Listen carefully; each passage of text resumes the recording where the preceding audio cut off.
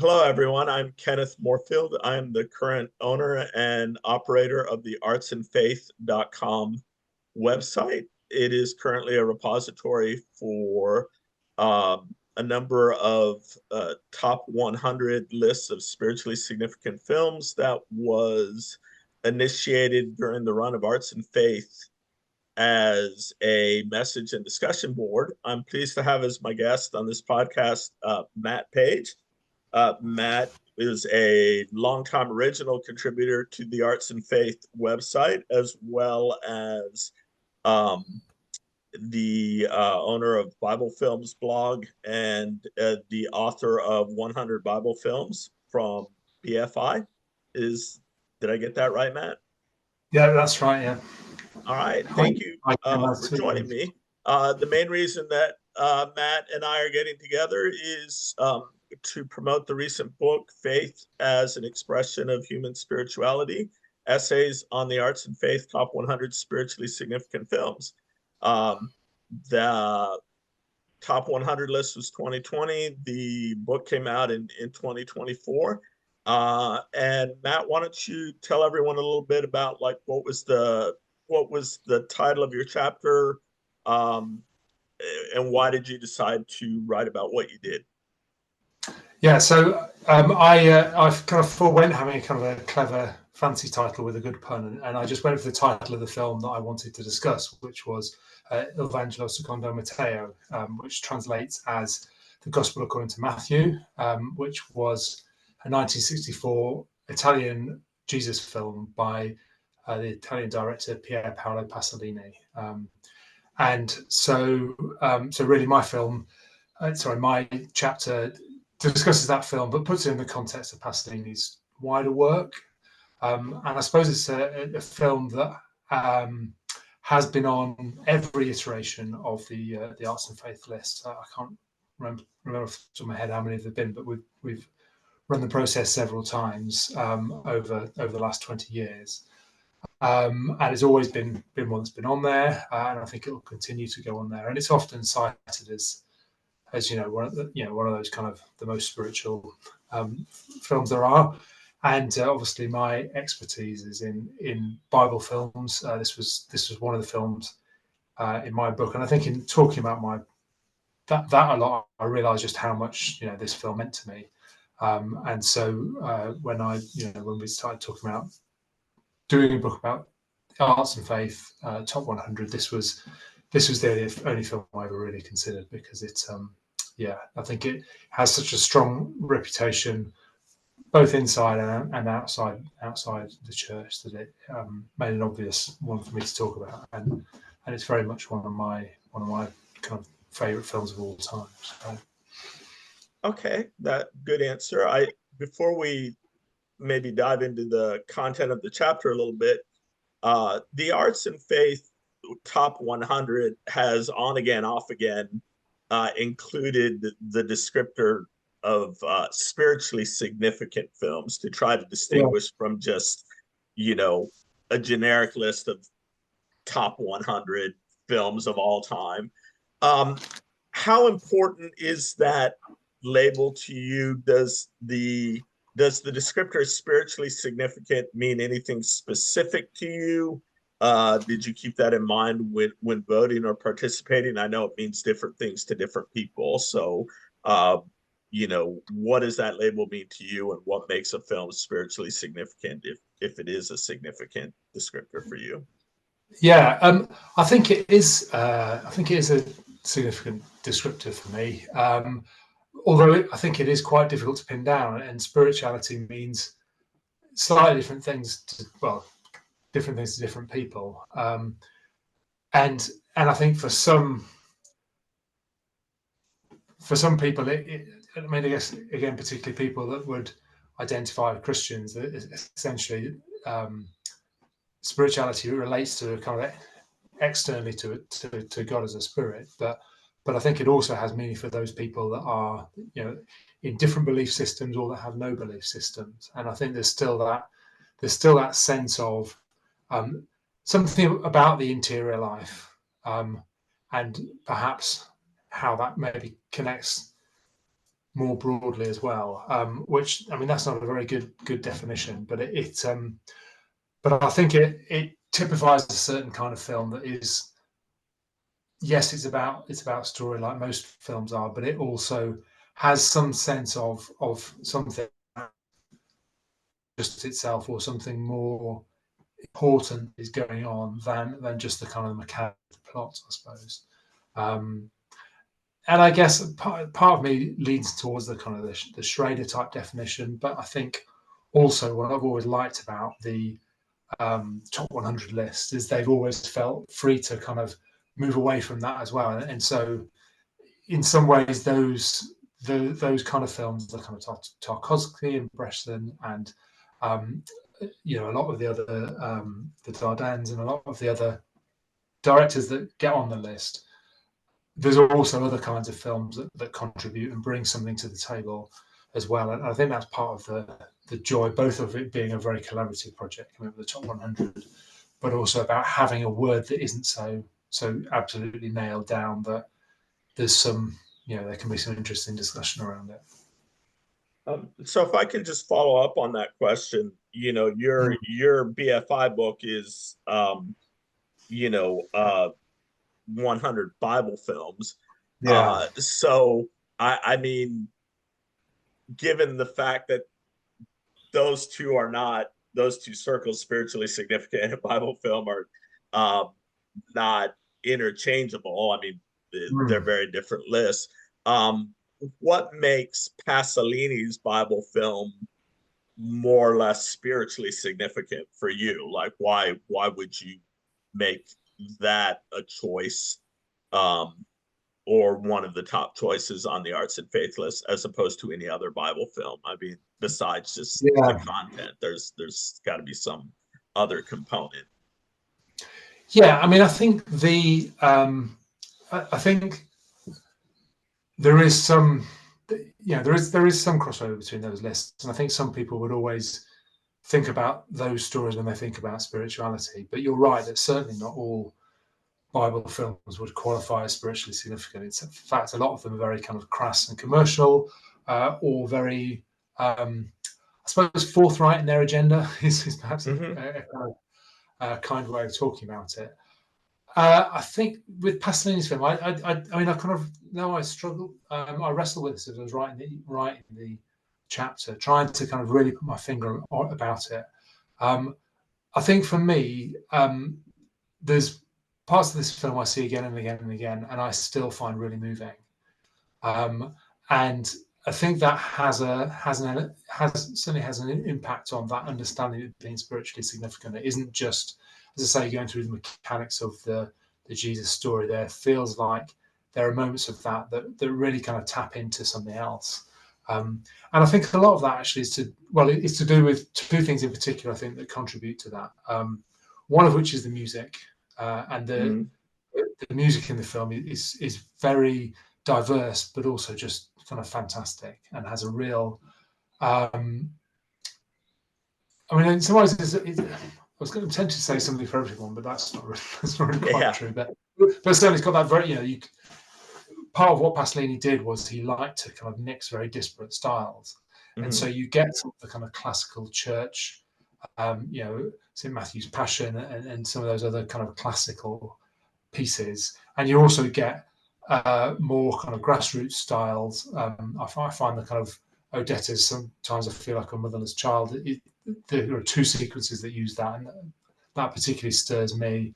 I know the Blind Willie Johnson contributes there's a kind of blues song from here and there that other people find incredibly moving. So I think the power of the music just to kind of be a kind of almost transcendent Mm-hmm. experience is there in its own right.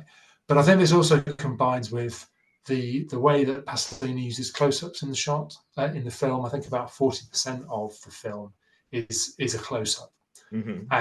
and and also very often shot in a particular way. Also, there's a before the person speaks, and sometimes the person doesn't even speak.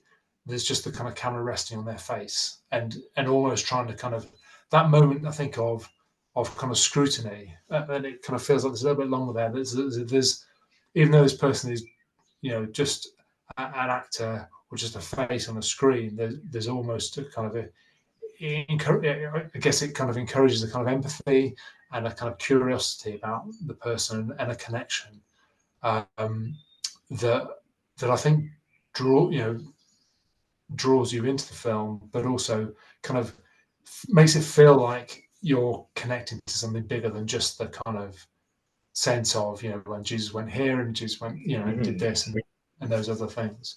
And so so it's interesting to me that like all the music and the close-ups, the things that you've mentioned so far have been stylistic as opposed to content driven, right? You said Jesus went here, Jesus went there. It's not just what the film is depicting, but how it is depicting it. Yeah, very much so. Yeah, so I think that obviously the things that get talked about in the film and the things Jesus's message as well, I think has that element. And I'm kind of intrigued as to what appeals to much interest in the Jesus story generally, because I think and some of that is the kind of the common ground.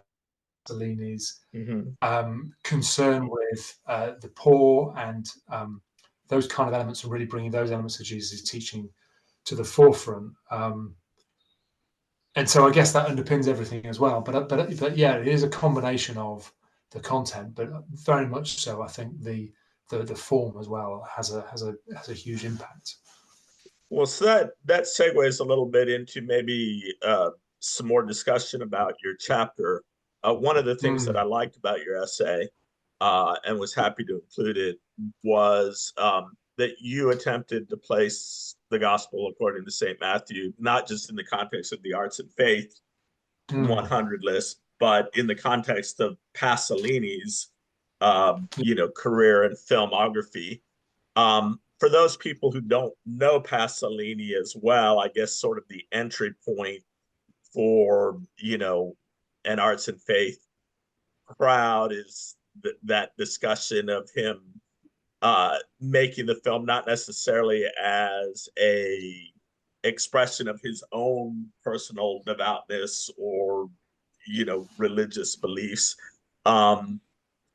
but as someone who's maybe worldview or membership and identity groups runs counter to what people would expect as the typical artist who makes a Bible film. What can you say for those watching who aren't maybe as familiar with Pasolini as some of the other directors on the list about his background, his reasons for making the film, and how different or similar, struggling to articulate the question I want, like how representative is the Gospel according to St. Matthew's as a Pasolini film?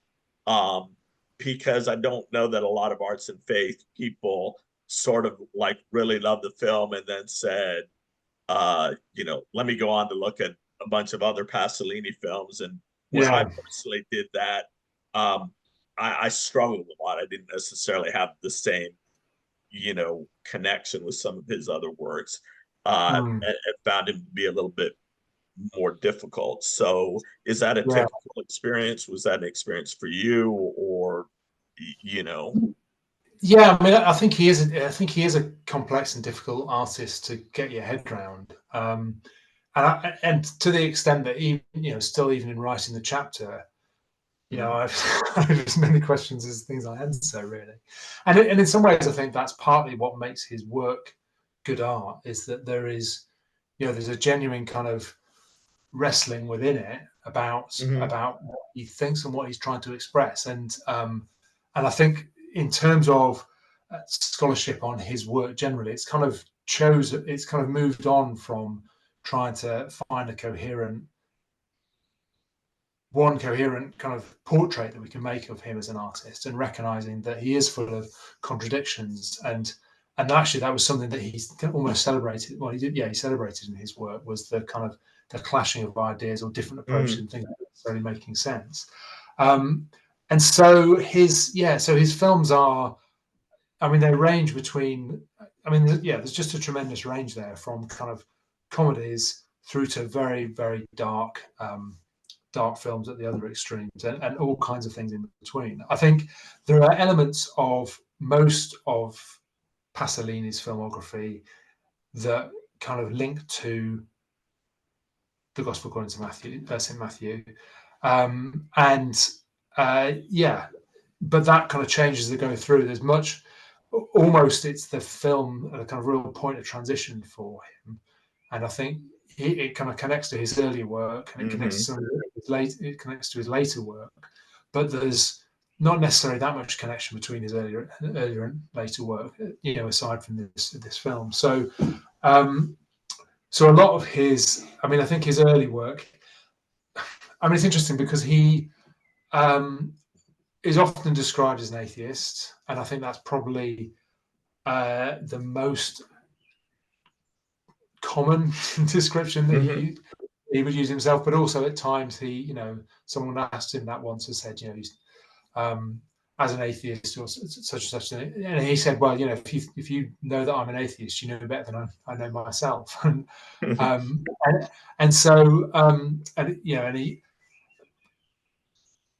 and I think partly he comes from this place of, Italy in the 1960s was a Catholic country in a way that is very difficult for those of us today in certainly for me in the United Kingdom, and I think also in terms of like America, and in terms of most Western countries now, it's just a very different level of penetration of one particular faith perspective. I think the kind of Roman Catholic Church in Italy at the time was all pervasive, and so even though he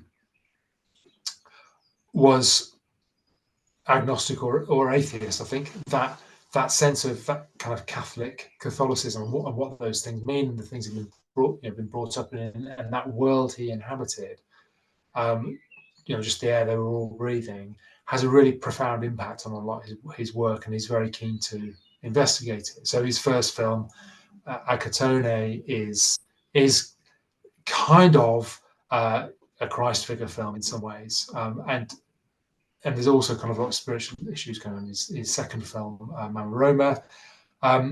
His third film is a kind of comic short film called La Ricotta. And this really kind of plays the Jesus film theme from the other angle, the angle in terms of what's going on behind the scenes and some of the hypocrisy and some of those other things. And so in those four films alone, there is again this kind of sense, I think, of spirituality, of religion, of kind of the bigger story, and it being used in different ways and prodded and poked and questioned from different angles. His latter work has less of that, I think, and gets more difficult, but I think it tends to pick up on that idea of the kind of the great texts of the past. I think is probably the thread that holds a lot of those things together. And so he deals with, having dealt with Matthew's Gospel, he kind of looks at things like the Decameron, the Canterbury Tales, the Arabian Nights, and a lot of these other kind of like grand big stories that had a big impact and shaped humanity. So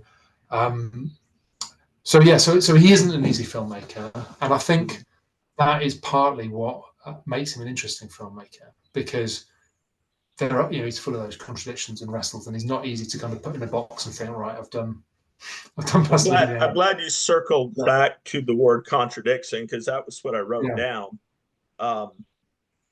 as really resonating with me. The first time you had used that word, called him, or called the film St. Matthew, as embodying the number of contradictions. I thought about, Douglas MacLeod Jr. in our anthology, in his essay on Spike Lee, is Do the Right Thing, takes a deconstructive approach in which, the deconstruction says there is no unity between these opposing tensions, and he charts a number of tensions within Spike Lee's film of like, freedom versus, safety or whatever. Um, Yeah. and shows how Lee, really avoids or eschews taking, I don't want to say taking sides, but showing one side of that, or and as a result, a lot of people who write about or think about Do the Right Thing, I think, have that similar sort of questioning of, is this tension really resolved, or are some of these questions really resolved? And I Mm. think maybe that is, you you put your finger on something um, that I appreciate about uh, Saint Matthew, that I had always sort of wondered about, which is, I expect that films from people of faith may be more open to the contradictions, because I'm used to more um, people hostile to faith as seeing contradictions or tensions as a point of attack, or a point of, Mm. sort of like, see, this isn't consistent, see, this doesn't really hold together. And yet there is a very, I don't know if devout is too strong of a word, but uh, there's a very sensitive um, and accepting spirit or tone within the gospel according to Saint Matthew about the contradictions, that the contradictions are what makes it real, or Yeah. interesting, or um and that, that something has these sort of conflicts or internal, I might use the word tensions instead of contradictions, doesn't make it false. And it's not an attempt to sift through and say, well, which part of it is true and which part of it is corrupted, Mm.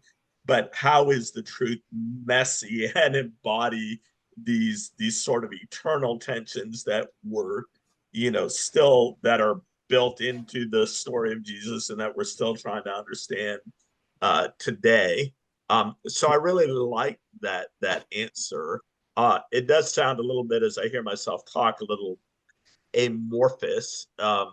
So I'm wondering, in an attempt to nail that down, is there a specific example of like a contradiction or a tension within the film that you could, see it, if you use that as a general description, to say, um, like, contradiction between what and what, or a tension between what and what?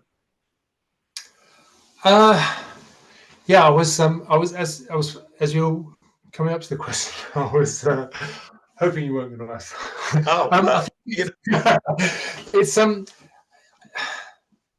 I think, yeah, I mean, I think some of it is not necessarily within the material of the film itself, but more him as an individual, um, mhm, and how he kind of feels. And so the thing that was kind of come most prominently to mind is some of the miracles, mhm, which he records in a certain way, and he had quite a strong view about why he wanted to do it that way at the time. But he then, by a few years later, he really hated that he'd done them that way.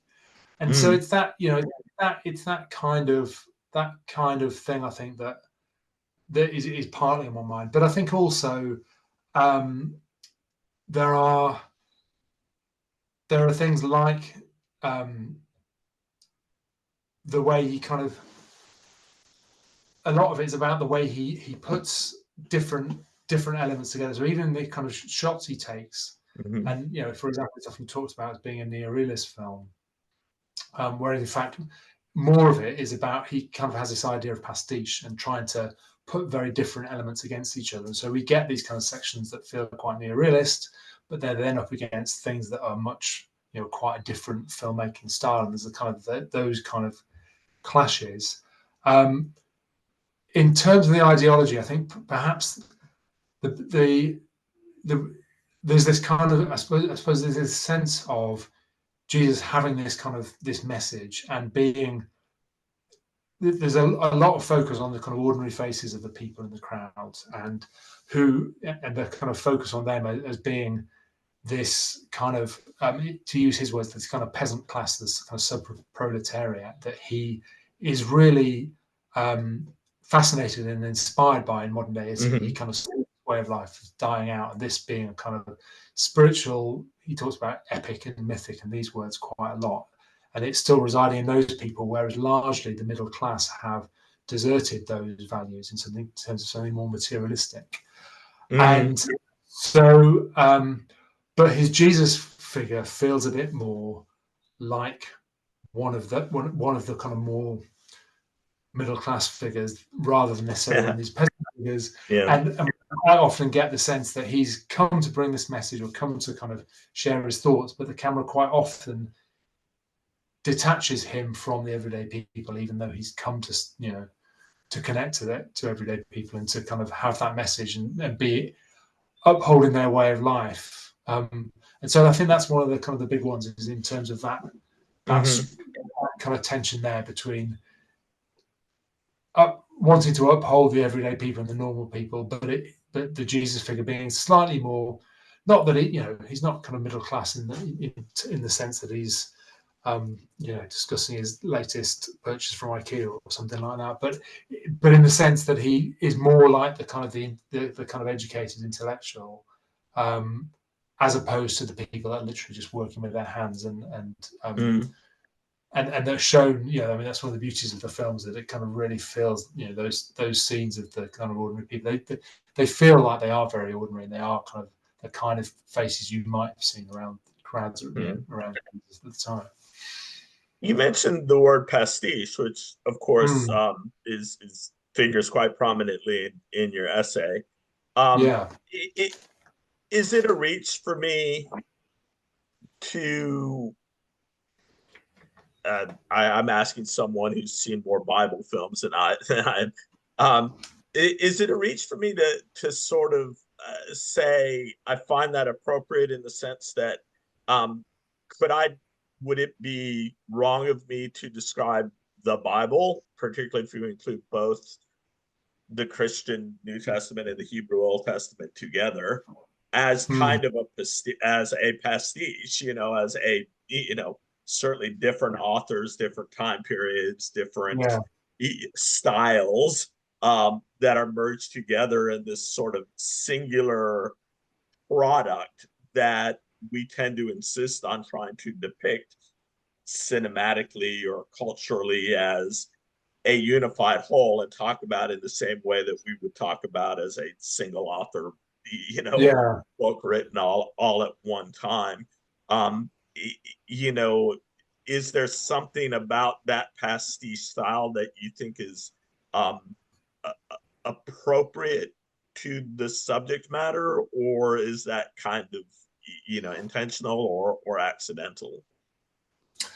I think, I mean, I think it is appropriate, and because I think even within Matthew, I mean, certainly with the Bible as a whole, you have these kind of very different styles, and even and you can narrow that down to the New Testament, where you've got kind of letters rubbing shoulders with more kind of prose accounts, and then something like Revelation chucked in at the end. But I think even within Matthew's Gospel itself, we're kind of conscious of these different, these very different types of material that you've got sitting next to each other.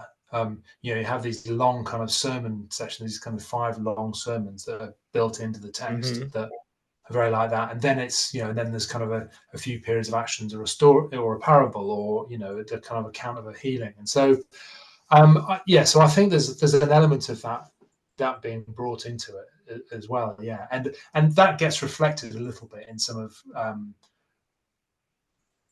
well, I suppose in all of Pasolini's choices, but kind of very prominently, there's a few kind of things that the film does that really emphasizes that. And so one of which is the kind of Sermon on the Mount, which is shot as this, for those that haven't seen the film, it's shot as a series of close-ups of Jesus, just more or less speaking out the words as they are, but every so often the background changes, the hairstyle changes, the lighting and the time of day, and you get the sense that it's a sermon that either he is performed the one sermon many times in lots of different locations, or that it's a kind of composition of different bits of teaching he's done on different occasions brought into one, which Mm, is yeah. what many Bible scholars would say. But that's that's a very different style than when you get to the Passion narratives, and we kind of find that that Pasolini is now using a kind of much more of a handheld camera and kind of bobbing and weaving in between the different, the kind of people in the crowds, and every so often someone's head gets in the way, and and it's these kind of longer shots with Hmm. this more kind of dynamic camera, giving you a sense much more of being there. And so yes, I think that is certainly something that's going on in this film. Excellent. So I did want to ask you, Matt, about the arts and faith list in general. Yeah, There have been uh, 7 different top 100 lists.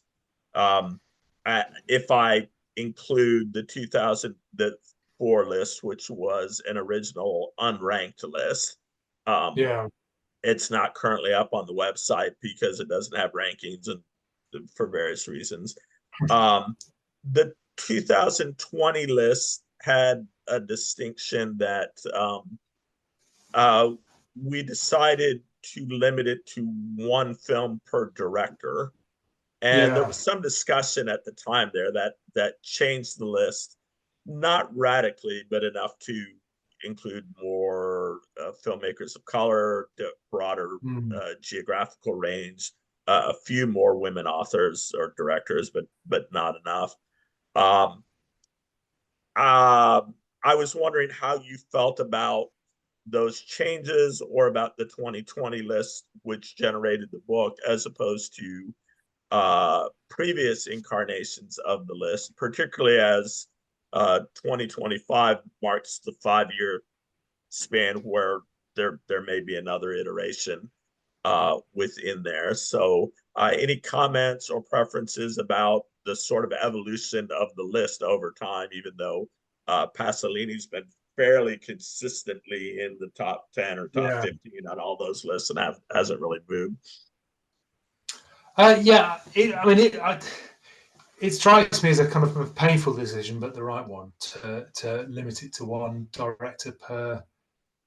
One film per director. I think um, the problem with allowing multiple film. I mean, I guess there's pros and cons on both sides. The problem with allowing as many films by any director is that you quite quickly, there's a few directors whose whole body of work is very Yep. much consistently that kind of film. I mean, I've already kind of mentioned Tarkovsky and Bresson, the Dardans, Bergman. There's a whole host of those, and you could put multiple numbers of their films in, and quite soon that list then fills up. You could with a relatively small number of directors, Mm-hmm. um, and again, it kind of tends to give prominence to those people that have been around longer, they've been celebrated more often, and makes the list a bit predictable. I suppose the downside of doing it the way we have done it this year in 2020, sorry, is that people will inevitably look at the list and say, well, why have they got Andrei Rublev, but they haven't got the Stalker, or they haven't got, or they've got I can't remember which the Bresson film is now that's in the latest one, but they haven't got or Hassad Balthazar in, and Right. so always that. But I think on balance, I think it's the right decision uh, because it just does allow for that that wider range of voices, that wider range of perspectives, and I think Mm-hmm. in stuff in that there is something that is fundamentally spiritual almost in that decision to broaden the discussion, to bring more voices in, to hear more perspectives, and to kind of um, embrace that wider community. Yeah, and I don't know in terms of the desire to bring in more directors of color and more female directors and so on. I think that's again that's a strong move. I mean, obviously, as well as partaking in the top 100 bowl film, the top 100 arts of faith list, my book is also a kind of 100 choice, and I have Right. the thing there. I suppose I had the luxury of the fact that I didn't have quite as many potential films vying to be in, although there was still a lot.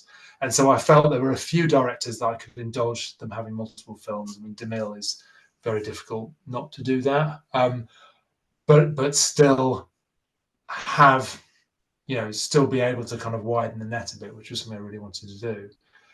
I don't think that would work with the Arts and Faith. I think it's too easy to kind of crowd it out with the film, particularly the films that Schrader discusses and the filmmakers that Schrader discusses, um, and then you lose that variety of perspectives and those different ways of doing it, because I think spirituality is, while I suppose while there's always been a strong kind of Christian core to the group, um, it's always been a group that's embraced wider than that, which is why I continue to be interested in it, and I think that breadth of different voices, and because even within Christianity, spirituality is also very personal and is Right. very I how think, how people yeah, being. I So, think Stephen Gradanis said it very well in his yeah, discussion of his chapter where I think he said most people participating in the list and or reading the list, understand such exercises to be a representative list and not, a defend, legalistically yeah, definitive, you know, like Witness is the 83rd best film, not the 84th best film, or yeah, where you make these minute judgments. And so, it felt okay, at least for him, to say, okay, all of the people, all of the canonical directors, Bergman, Tarkovsky, Dardan's, Bresson, Pasolini, are included or represented, um, mm, you know, as here's their body of work, even if one of their entries is a little bit more personal uh, to others. Um, my only concern about it, I don't think it's up to you to resolve it, is that I still am struggling today with some of the unexamined assumptions of auteur theory in general that mm, just reflexively sees the director as being the author of the film. And yeah, I think that's very defensible for someone like Pasolini, or for someone like Kubrick, or for someone, for a number of auteurs.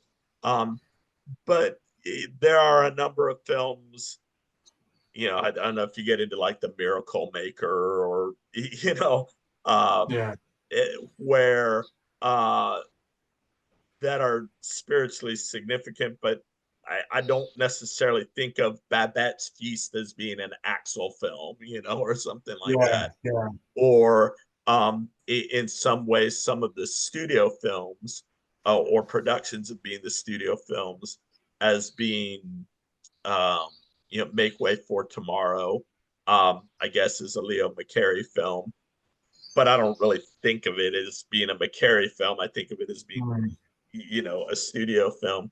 Um, but I think that, so there always seems something a little false to me about dividing things up by directors, because that seems to be accepting without examination some assumptions about auteur theory.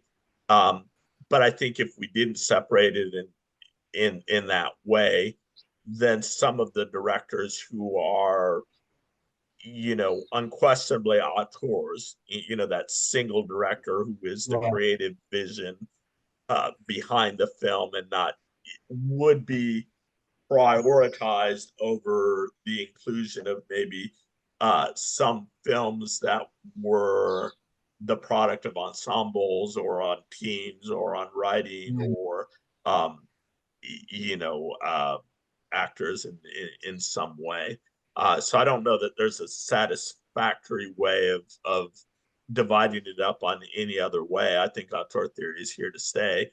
I'm just not entirely sure that I believe um, that auteur theory is equally applicable to all films from different cultures, different time periods, different approaches, and different artists. Um, but maybe it's a little bit like capitalism, where it's like the worst way to arrange it, except for any other one that we could think of, or that I could think of. So, Yeah. Matt, anything else you want to add, either about Pasolini or your chapter, or the Arts and Faith, website or list? Yeah. I mean, I think we're just reflecting back on what you were Yeah, just saying. sure. One of the, um, I suppose, in some ways, while it can seem like a disadvantage to limit some of the films that are coming through, I know for I think probably the majority of people that see the list, there's a kind of there's a sense in which seeing the ones you recognise gives you a sense of validation and belonging. Um, but I think there's also a kind of counterforce of, oh, what's that? That sounds interesting, and almost kind of being, okay, here's a chance to kind of feast on a number of different things that I would never have come across, but for the list, if if the list reflected what I thought should be the list, I kind of think over the years of all the films that I would never have seen if it hadn't been for the fact they've been included in the list. And so I think that's one of the things that's really interesting about it. And it now having been something that's run for so long, there's such a kind of variety of voices. There's new voices coming in, and sharing things and bringing new perspectives. Um, and that's just a kind of great way to kind of enjoy more of this kind of thing, and to see how it's changing, and to look at things again from a new perspective. Um, so so I yeah, think too, I mean, just to piggyback on that, I'll reflect back another thing that Stephen Gradana said, it does have a when we habit were of changing, chatting about doesn't it? Witness, which was, it's not just like, oh, I've never heard of that film, let me seek out Mhm. something. But oftentimes the films that you have heard of, but haven't necessarily thought of in that way, Yeah. in that frame, um, can create a sort of context, which is sort of like, oh yeah, Witness, I've heard of that. Is that a spiritual film? Is that, or something like that? Mm. And that maybe allows you to break down, well, I'll use a spiritual word, um, break down that sort of secular, sacred, uh, easy distinction of commercial, artistic, or whatever, and Yeah. um, make it say like, yeah, a commercial Hollywood film can be spiritual. A film that you would Mm. watch can be spiritual. It's not just these sort of, you know, heavy existential European Catholic, Yeah. you know, um, uh, films that form this narrow definition of spirituality. So I very much agree that I think being more expansive in the list allows us to, include stuff that people hadn't heard of, um, rather than the same old. But it also allows maybe us to, or me, to take another look at something where it's like, oh yeah, I've definitely heard of that, um, Mm. but I hadn't really thought about it in the same category as the a Pasolini film, or Bresson Yeah. film, in that way, as being spiritually significant. You know, Mm. I think the the number one sort of example of that for the 2020 list being Do the Right Thing, which, had, I don't think, had ever been on an arts and faith list, No. up until that point, and then, somehow managed to get up to the top 10. Well, that's saying a little bit about changes in us as viewers, but I think it's also saying, it's always been a good film. It's Mm. just been more recently that we're willing to think about it in terms of spiritually significant, and the evolution of what's spiritually significant. Yeah. rather than just never having to question that definition of spiritually significant, because there's so many comfortable choices amongst these 10 or 15 directors that we're most comfortable with, that no one's going to bat an eyelash in if Yeah. come in and have 5 Tarkovsky films and 5 Bresson films and 5 Dardenne films, you know, so on. Um, but that maybe allow us to be a little bit more, well, now I'm repeating myself, but a little bit more expansive about what's considered to be spiritually significant, even Mm. amongst the stuff that we've already heard of. Yeah. Yeah, definitely. Cool. Anything else you'd like to add? Uh, well, I mean, yeah, I mean, I suppose. I mean, it's interesting, kind of thinking forward from the films that we knew that we'd saw since then. But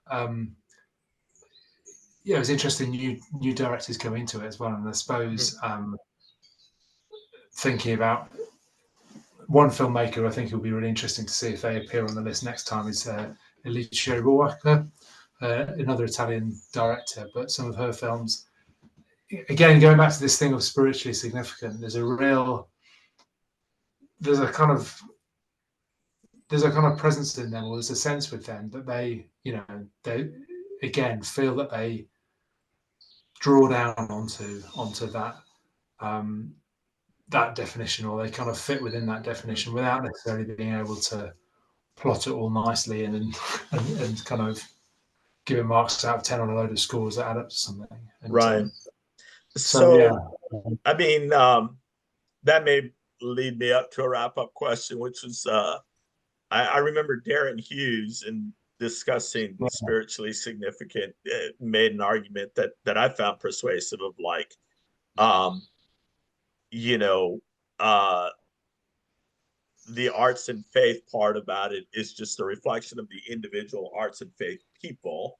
So, Mm, if an arts and faith member finds it individually, personally, spiritually significant, um, it's not that the list gives an imprimatur to, like, I am joining this group, arts and faith, because their list corresponds with mine, but this is a yeah. reflection of who we are and what we find spiritually significant on a personal level, because a group is made up of a bunch of individuals.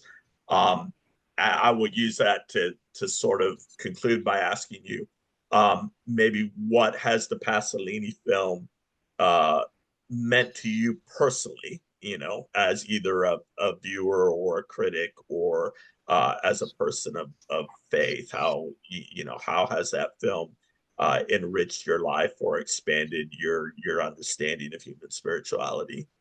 Mm. Well, that's a good What's question. what, what's your personal testimony for the film?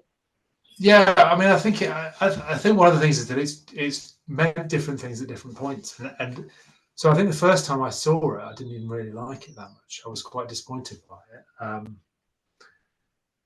and it took me a while because I think it didn't correspond to my idea of Jesus when I first saw it,